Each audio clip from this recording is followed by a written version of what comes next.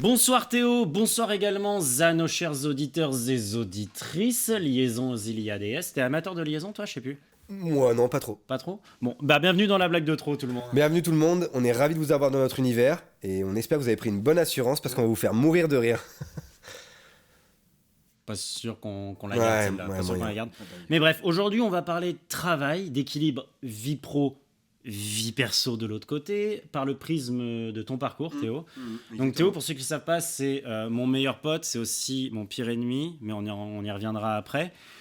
Mais avant de commencer, avant de parler du parcours de Théo, je tiens à rappeler que ce podcast est dispo sur toutes les plateformes, pas toutes les plateformes, j'entends Spotify et YouTube, mais aussi Instagram sur notre compte We Are Sorbet-Citron. On mettra des photos du montage, on mettra des vidéos, extraits, voilà, un peu l'équipe cool qui quoi. sont là, qui sont très nombreux derrière. Est-ce qu'on peut faire un peu de bruit s'il vous plaît, l'équipe derrière? Ouais, bien sûr, ouais. Ils sont deux. Alors vous demandez sûrement qu'est-ce qu'ils ont voulu faire, qu'est-ce qu'ils ont voulu raconter, c'est quoi la meilleure recette de quiche. Eh bien voilà, le but de ce podcast, c'est que vous passiez un bon moment. Mais vraiment, pas un bon moment en mode ok cool, bon Je passe un bon moment. moment, non. Un bon moment, un peu comme dans le podcast Un bon moment de Kylian Mbappé et Nemo, sauf que là, ce serait vraiment un bon moment de chez Bon Moment, quoi. Ouais. Non mais ouais, mais par contre je suis quasi sûr que c'est Kian Kojandi et Navo. Hein. On s'en fout. Dans ce podcast, avant de commencer d'évoquer le parcours Théo encore une fois, juste avant de commencer, voilà, ce qui est assez spécial, c'est que c'est basé sur le thème de la bipolarité situationnelle. Ça veut dire quoi? Je vais vous expliquer, don't worry. La bipolarité situationnelle, c'est quoi? C'est en fait d'évoquer des sujets très lourds, très chargés de sens sociétaux, et sans transition de passer en fou rire, en blague un peu grasse, sans transition de repasser dans des sujets très lourds, très chargés de sens. Et voilà, donc ça peut un peu être déroutant T'as pas au début. peur quand même pour les gens qui nous regardent, ils sont un peu cardiaques non, ou quoi? c'est bon, ils iront tranquilles.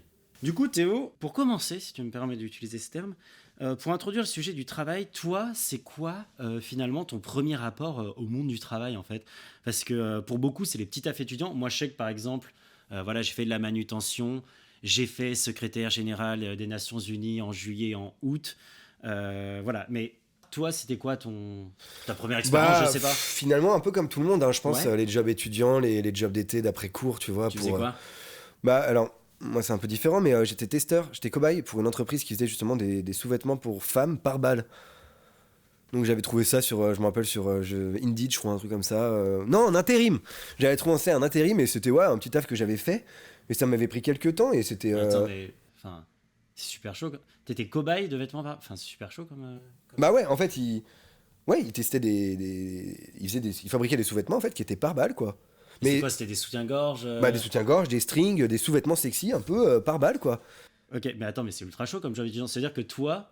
Ouais, bah en fait, je me faisais tirer dessus à longueur de journée pour tester le produit. Mais alors, je vois ce que tu vas dire, que c'est chaud, que c'est risqué, que c'est dangereux et tout. Mais comme ça, sur on un dirait coup de mes tête. parents. Ouais. Mais sauf que j'avais un peu plus d'expérience que ça. J'étais quand même, je suis pas non plus... T'as fait des... Je sais pas... Bah oui, j'avais de l'expérience, donc j'avais commencé dans le médical, Ok. tu vois, dans une entreprise qui réalisait justement des stéthoscopes par balle pour les médecins. J'avais Attends, comment ça, des stéthoscopes par balle? des stéthoscopes qui arrêtent des balles par balle. Ça... Les médecins, Oui. ils ont des stéthoscopes Oui, tout le temps. tout le temps. Donc par balle. Donc par exemple, je sais pas, je prends une situation, je dirais un médecin humanitaire, tu vois, qui se retrouve justement dans un champ de bataille où il y a besoin d'aide médicale d'urgence, et ben en courant, Oui. le stéthoscope il va bouger et en même temps protéger une certaine partie du corps. Donc C'est assez précis quand même. on a sauvé, je crois, 77 000 médecins en 2 ans, grâce à ça. D'une balle qui a touché le stéthoscope au lieu de rentrer dans le corps humain. Et pareil, j'avais fait une boulangerie, j'ai été dans une boulangerie qui faisait des croissants par balle. Donc il y a plein de petits métiers comme ça qu'on se rend pas compte. Attends, mais juste... Je me permets de te couper, mais croissant par balle, c'est pareil. Ça, quoi, c'est... Croissant par balle, c'est un croissant qui arrête des balles.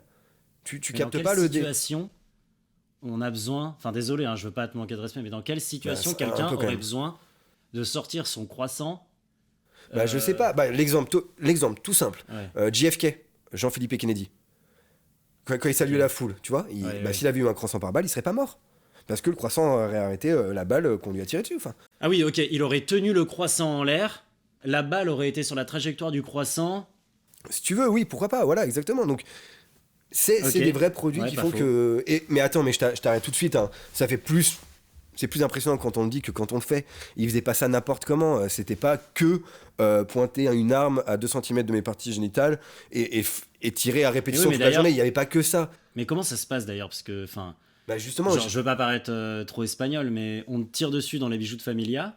Et comment ça se passe après? Enfin, c'est quoi le déroulé de la scène? Pareil, moi sans paraître trop mexicain, pour pimenter un petit peu justement nos journées, pour pimenter le guacamole, je crois qu'ils disent. Non. Ah, ok. Mais pour créer, ils créent des situations, tu vois. Donc c'était des jeux de rôle, ils appelaient ça les assauts. Donc là, en l'occurrence, je me rappelle le dernier que j'ai fait, c'était un braquage de banque. Okay. Et en fait, moi, je jouais le rôle d'un otage en string ficelle par balle.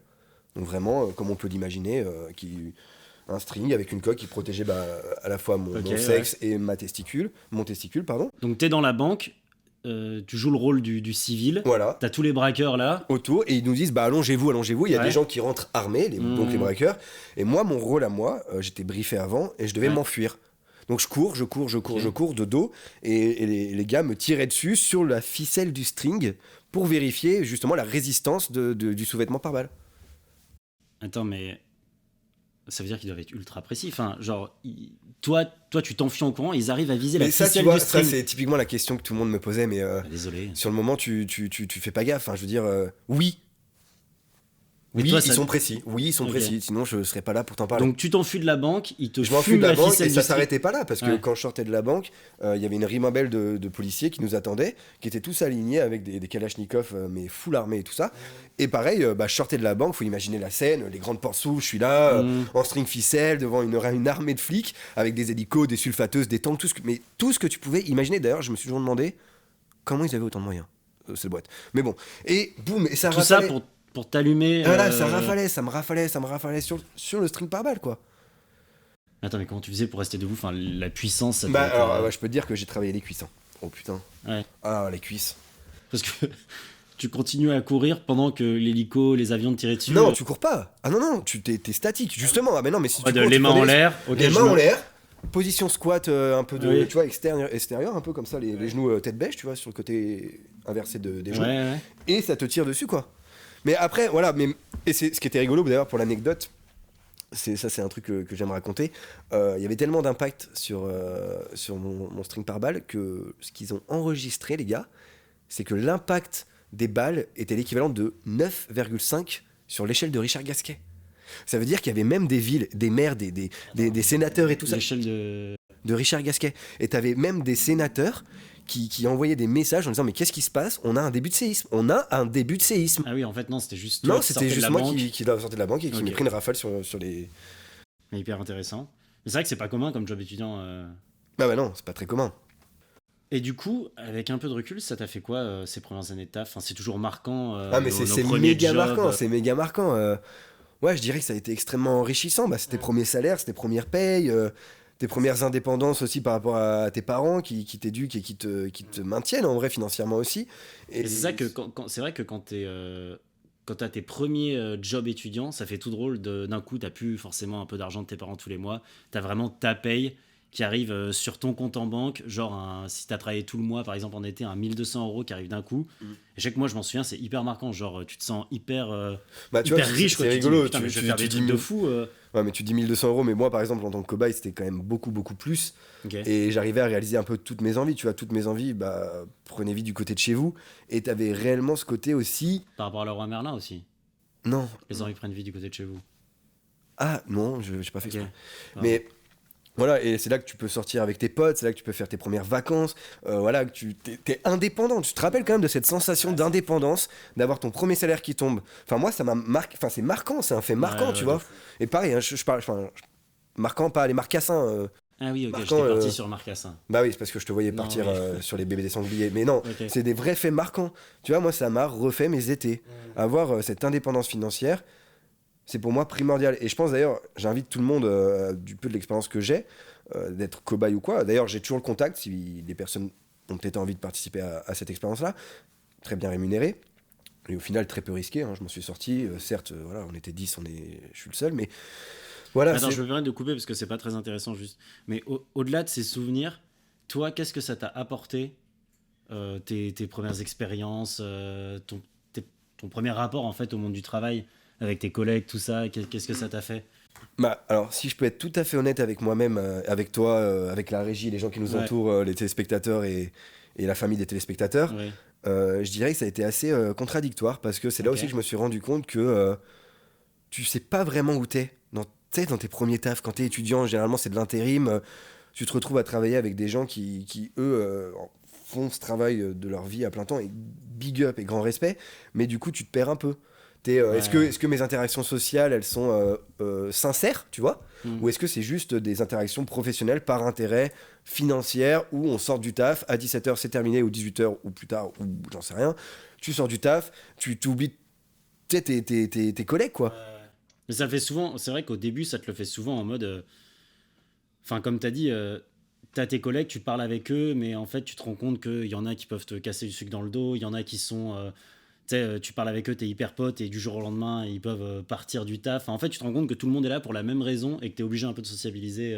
Bah, c'est ça, même raison. Après, j'aimerais bien aussi rajouter qu'il y a aussi une grosse question d'intérêt. Ça veut dire que certains postes, pardon, ont des intérêts différents Attends, mais des tiens. juste, je te coupe. Je t'ai fait une petite surprise. Je Oh! suis allé demander à des gens dans la rue ce qu'ils pensaient de ton physique. Je leur ai montré ta photo de profil. Ok. Et voilà ce qu'ils ont répondu. Ouais, non, pas ouf. Oula, pas mon style. Ah non, j'aime pas. Ah non, non, non, je pourrais pas. Là. Qu'est-ce que t'en penses? C'est. Ouais. Je sais pas. Allez, vas-y, reprends où t'en étais. Non, je disais, ouais, les interactions sociales, c'est super important et c'est assez contradictoire. J'ai pas envie de me répéter. Mais du coup, tu t'y perds un peu Ouais. entre toi, le jeune qui veut juste travailler, avoir ta thune, Ouais, partir ça, en vacances ouais, avec tes ouais. potes à Salou et prendre ton pack de Cronenbourg de 24 et les gens qui bossent réellement là et qui portent réellement de l'importance au travail. Et t'as ce côté un peu contradictoire d'intérêt. Ouais. Dans le sens où, bah, par exemple, les RH, bah, ils sont à la fois là pour t'aider, mais en même temps, leur intérêt, c'est de faire en sorte que l'entreprise va bien. Donc, tu as tout ce côté, et ça m'a beaucoup choqué lorsque j'ai intégré des boîtes ou que j'ai intégré mes premiers tafs intérimaires, étudiants et tout ça, d'être juste. Alors, ça serait méchant de dire juste un pion, mais tu as ce côté un petit peu. En vrai, c'est un peu chiant ce que tu dis. Ça fait quand Du même coup, 3 fois que tu- on va passer au jeu du jour. Comme chaque podcast, pardon, c'est la tradition. On reçoit l'invité surprise, Théo. Ok, tu kiffes les surprises. C'est un petit jeu. On va jouer à qui est l'invité surprise. À toi de deviner. C'est parti. Tu peux me poser toutes les questions que tu veux. Vous pouvez aussi essayer de deviner en écoutant ce podcast. Ok. Ok, je me pète sa mère, je Ouais. me prête au jeu. Est-ce que c'est un homme ou une femme ou autre?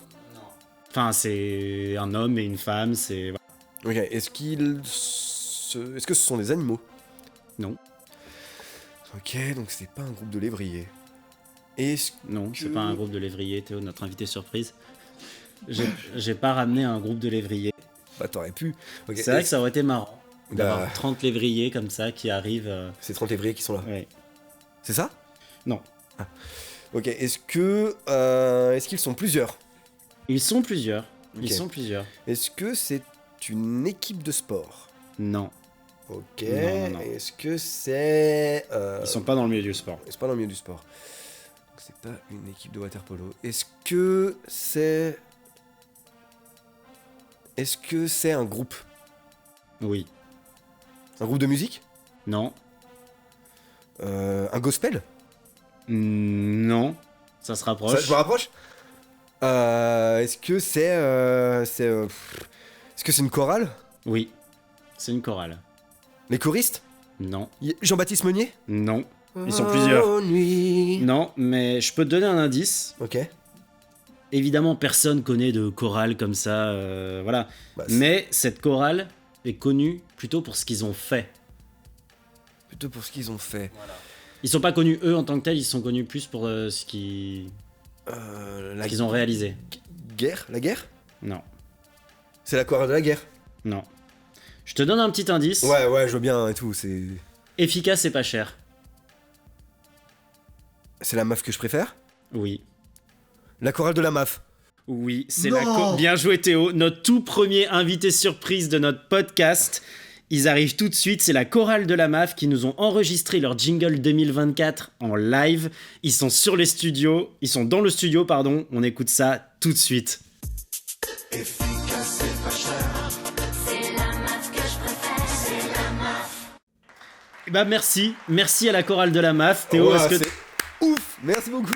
C'est assez marquant en vrai, notre invité surprise de jour, qui n'est pas vraiment un invité, parce que voilà, ils vont pas venir à 30 comme ça sur le plateau, ce serait un peu compliqué, mais qui nous a fait l'honneur quand même d'enregistrer leur dernier son, leur jingle de pub en live et de nous le fournir en fait en exclusivité ici, donc merci à eux. Ah, merci, c'est énorme, merci beaucoup. Bon, et après, du coup, t'as fait tes études.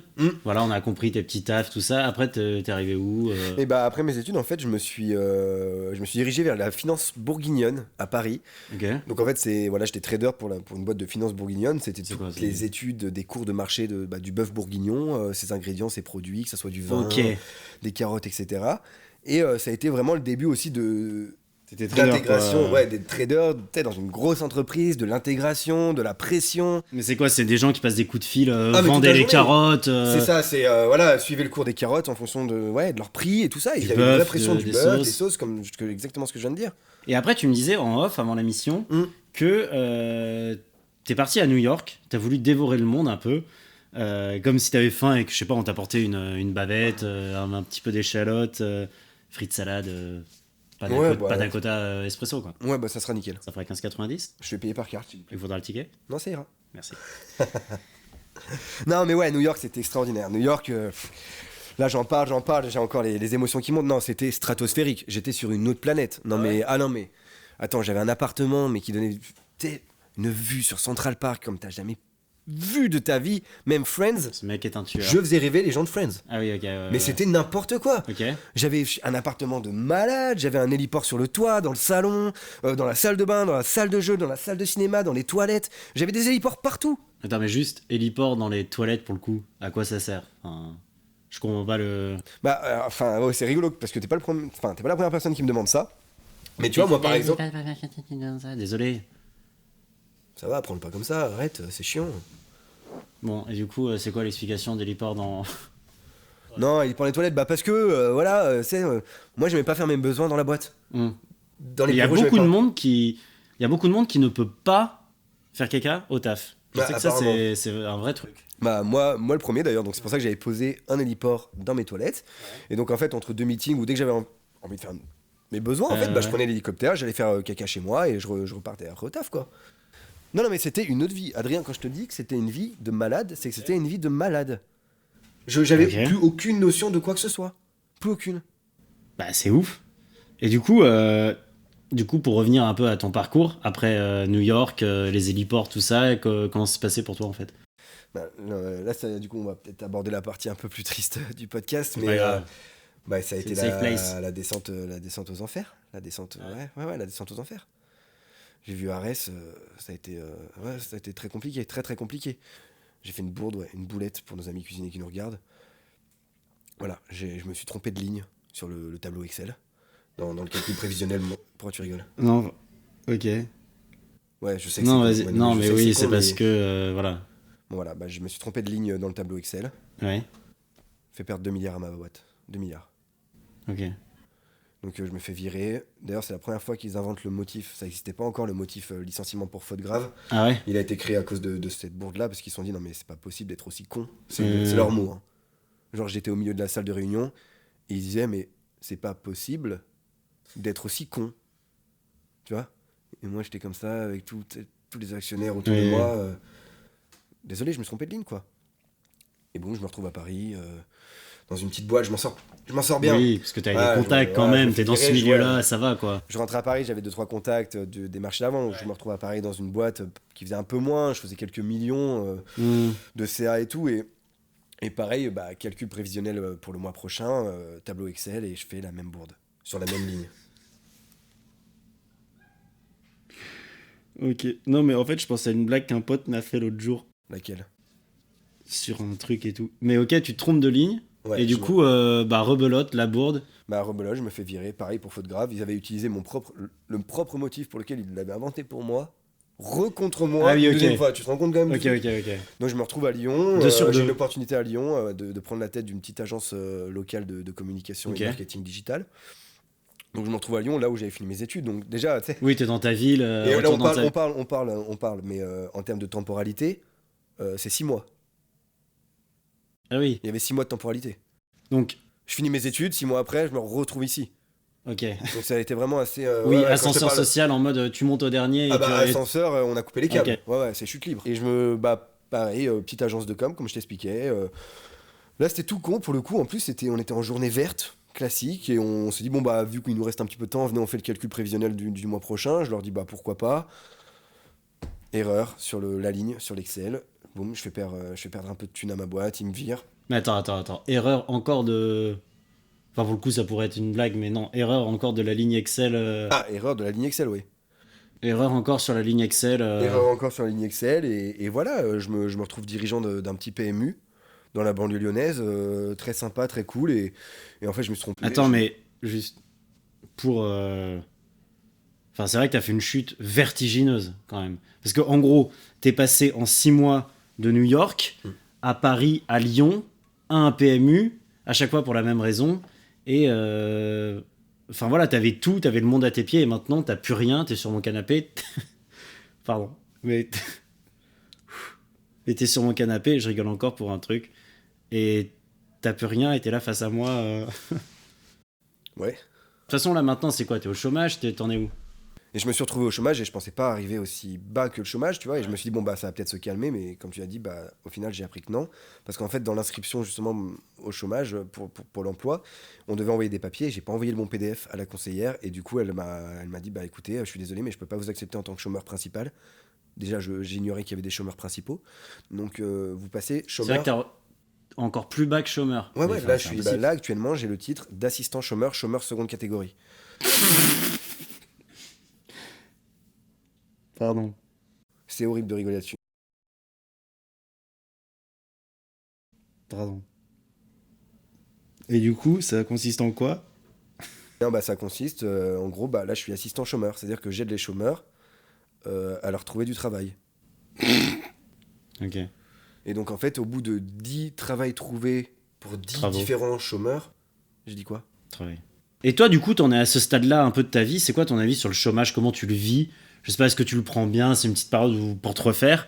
Et ouais, c'est vrai que tu peux perdre l'estime de toi et ça peut être compliqué. Ouais. Ouais, c'est très compliqué, mais non, c'est mon cas, tu vois, l'estime. Ouais. J'ai plus aucune confiance en moi, plus aucun estime de moi, j'ai plus rien, tu vois. Et le pire, c'est l'estime de soi, en fait. C'est Ouais. vraiment ça le pire. Tu la cherches, tu la cherches. Tu la cherches partout, tu la personnifies. Moi, vraiment, dans mon appartement, je la cherche de partout, sous les meubles, dans les toilettes. Tu lui donnes un nom, tu lui prends une ligne téléphonique SFR, tu l'appelles, elle répond pas, donc tu lui envoies des messages. Mais tu fais quoi, en fait? Pourquoi tu me réponds pas? Pourquoi tu me ghostes? Pourquoi tu me ghostes? Enfin, voilà. Ouais, et- exactement. Mais enfin, je suis pas allé aussi loin dans l'estime de moi. Mais c'est vrai, après que tu peux. Au moins, l'avantage, c'est que tu peux te reprendre et te dire ok, je me remets en question. C'était un moment un peu dur dans ma vie, un peu comme si j'étais un œuf. J'étais un œuf dur, je suis resté 9 minutes dans l'eau bouillante. Mais là, finalement, j'ai envie de redevenir coulant. J'ai envie de redevenir un bel œuf bien. Enfin, tu vois, comme quand tu le casses et que tu Mais le mets au plat. totalement. Et... Totalement. Je pense pas que ça soit une fin en soi. Je Ouais. pense pas que ça soit quelque. Enfin, il y a quand même des réussites dans ma vie. Je veux dire, là, je te parle de ma vie pro depuis tout à l'heure, mais ma vie perso, ça va. Hein. Enfin, Toi, j'ai- t'étais pas très à cheval sur vie pro, vie perso en plus. Ah bah ouais, mais pour moi, c'est indispensable cet équilibre-là. Moi, ma vie perso, elle va super bien. J'ai une Opel Astra extraordinaire, 4 roues motrices, 5 portes. Qu'est-ce qu'il y a? Mais je sais pas. 4 roues motrices, 5 portes, des jantes en cuir. Enfin, c'est. Ouais, elle bombarde. Le moteur, il fait un bruit, mais tu écouterais, t'as l'impression d'entendre les cigales en Provence. Enfin, Ouais. c'est extraordinaire. Donc, toi, pour parler un peu de ta vie, là, ta femme, elle est neurochirurgienne à New York. Ouais, Ta fille, elle est à Broadway. Ouais, elle Et vient de ton rentrer. fils fait le tour du monde. Ouais. Et toi, là, t'es assistant chômeur à Lyon. Je crois que t'es même pas que t'habites à Lyon, t'habites un peu à côté de Lyon. Tu les vois plus. Eux, ils sont en parfaite réussite. C'est-à-dire que eux, ils sont synonymes de réussite dans leur domaine, chacun respectif, tu vois. Toi, ça te fait quoi d'être derrière et d'être finalement une merde? Wow. Alors, Enfin, je veux dire, je te trouve t'as un peu compris. dur. Non, mais t'as compris où je voulais en Et venir. est-ce que c'est T'as pas, compris est-ce ce que que je voulais c'est peut-être dire. pas aussi, au bout d'un moment, le rôle du père de se tenir à distance et de laisser la réussite à sa famille, quitte à se faire violence et à enchaîner échec sur échec? Est-ce que ça serait pas ça le rôle du père? Peut-être, oui. Ton père, toi, il est où? Il est chez lui. Et du coup, toi, tout à l'heure, on a effleuré le sujet un peu du doigt, là. Comment tu faisais l'équilibre vie pro, vie perso? Comment tu mettais en place, faire en sorte que ce soit sain, justement? Moi, déjà, c'est une question très importante, je pense, de garder cet équilibre-là entre ta vie personnelle et ta vie professionnelle. Carrément. C'est un truc qui me tient à cœur encore aujourd'hui et je donne énormément de moyens dedans, dans le sens où, moi, par exemple, je suis assez perfectionniste, comme tu le sais, et du coup, entre mon bureau et mon domicile, j'avais installé en fait une corde, un câble tendu au maximum, et tous les matins en slackline, en fait, j'allais comme un funambuliste. Je marchais. T'allais au bureau en équilibre sur la slackline. J'avais une perche avec à la droite de la perche l'ordinateur du bureau, à la gauche mon téléphone personnel pour créer cet équilibre de voilà, le yin et yang, un peu si on veut être dans la philosophie grecque. Quoi. Mais ouais, c'est ça. Et je marchais sur cette slackline jusqu'à arriver à mon bureau, quoi. Ok, c'est pas commun, encore une fois. Et t'y arrivais, il n'y avait pas de soucis. Bon, si, galère. Wow, je suis tombé pas mal de fois, mais Ouais. Ok. Mais il y avait des icônes. Ah oui. Oui, je suis con. Bon, merci. Merci Théo d'avoir accepté de nous parler de ton expérience. C'est déjà la fin de ce podcast. C'était la première de La Blague de Trop, donc n'hésitez pas à nous donner vos feedbacks, à aller nous follow sur Spotify, sur YouTube, sur Insta, We Are Sorbet Citron. Et voilà, nous on se retrouve très vite dans 2 semaines pour la deuxième de La Blague de Trop. Voilà, nickel. Et on remercie toute l'équipe technique. Ouais. Et c'était génial. Super, et on espère que le concept va vous plaire, n'hésitez pas. Peace. Peace.